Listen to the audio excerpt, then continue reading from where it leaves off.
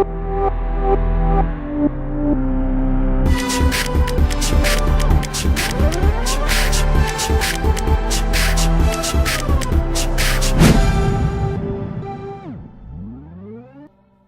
guys, ang lulutuin natin today would be chicken curry. Pero this is my own version of chicken curry. This is yung parang, kumbaga, hindi ito talaga yung typical na chicken curry recipe. Kasi ito yung parang improvised, parang tipid version ko.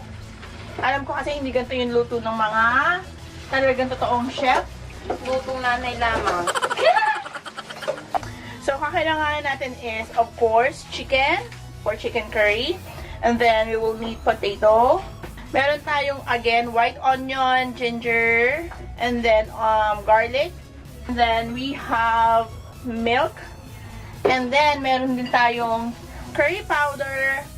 And we will use also paminta and asin. So, let's start the cooking now. So, painitin muna natin yung ating pan, yung ating paboritong wok.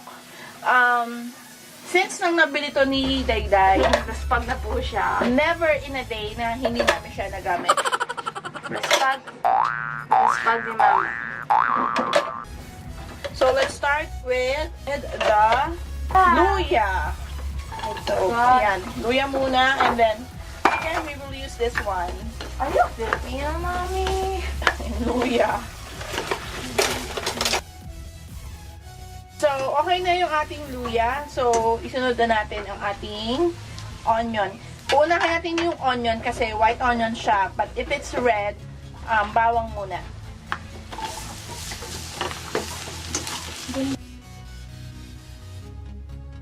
Tapos next would be our garlic. Yung garlic, mas gusto ko siya as in toasted. Yung medyo nagba-brown-brown na siya para lutong-luto na siya.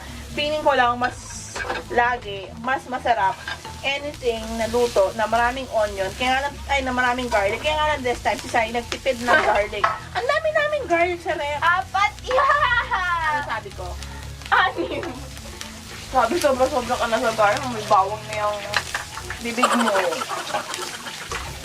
Ayan. So, antayin lang nating mag-toast overall lahat. The ginger, the onion, and the garlic. And then, ilalagay na natin yung chicken. Ayan, tapos ilagay na natin yung ating chicken. Tatlo lang kami, wala si Kuya. Ayan. So, hayaan natin siya dyan like for a minute. Of course, gagamitin natin itong ating mahal na takip. Mahal-mahal niyan.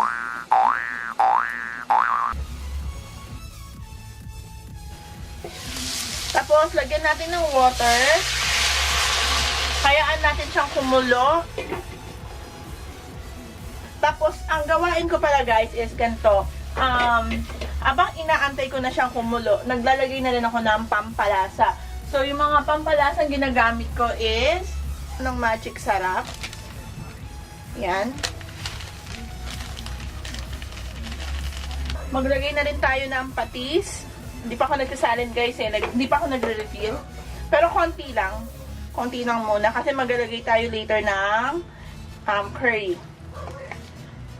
Para habang kumukulo siya, lumalasa na yung mga seasonings. And then we will also put the paminta. Ayan, yung pamintang durog. So, para habang nakulo siya, naduluto siya, mas sumisiksik na yung lasa niya sa chicken.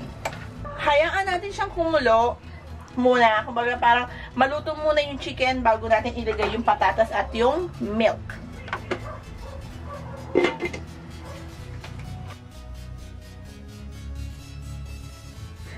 So, yun. Aray ko, mainit siya ha. So, yan guys. Medyo kumulo na yung ating manok. Pero hindi pa yan luto ah. Ayan. So, ang gagawin natin ngayon, ilalagay naman natin yung ating patatas. So, guys, yung patatas, make sure na ibababad nyo sa water kapag hindi pa ilalagay sa niluluto. Kasi kung hindi, mangingitim siya, mag-oxidize. Ayan. Ganyan natin siya. Tapos, takpan natin ulit. Hayaan natin siyang kumulo like for a few minutes. Siguro mga 1 to 2 minutes. Lalagay na natin yung ating milk na evap. And then yung chicken curry. Ay, yung curry powder.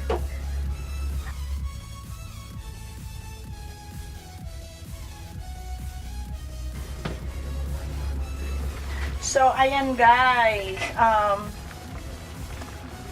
Medyo malapit na siyang maluto. So, gagawin natin is, lalagyan natin yung milk. So, yung milk guys, usually nilalagay is gata. But kasi wala akong gata, pwede naman din ng milk. Mami, PLDT! Wait lang. Wait lang guys ha. May PLDT. Dagdag tayo ng milk guys. Pasensya na kasi may tumawag na PLDT kasi meron akong internet issue.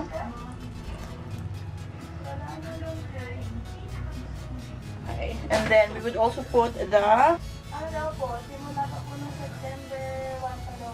ayan. So naglagay tayo ng curry powder.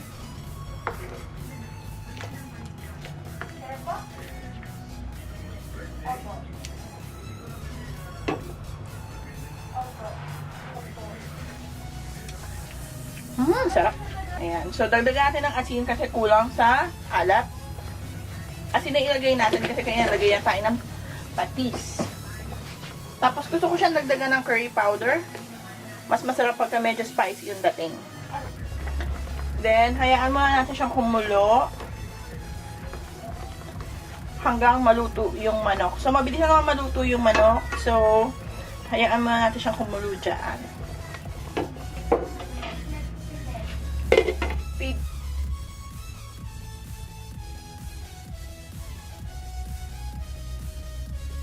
So, ayan guys. And, yan. Luto na ang ating chicken curry. So, mabilis na naman maluto yung chicken. And, yan. And, masarap na siya. So, hindi ko sinasabi na ito yung typical na pagluluto ng chicken. However, ito yung tipid version. At ito yung alam ko. And, ito naman din yung gusto ng anak ko. Yummy! Okay, sarap. So, magugustuhan na naman to ng aking mga bagets. So, ayan na siya, guys. Yummy, yummy.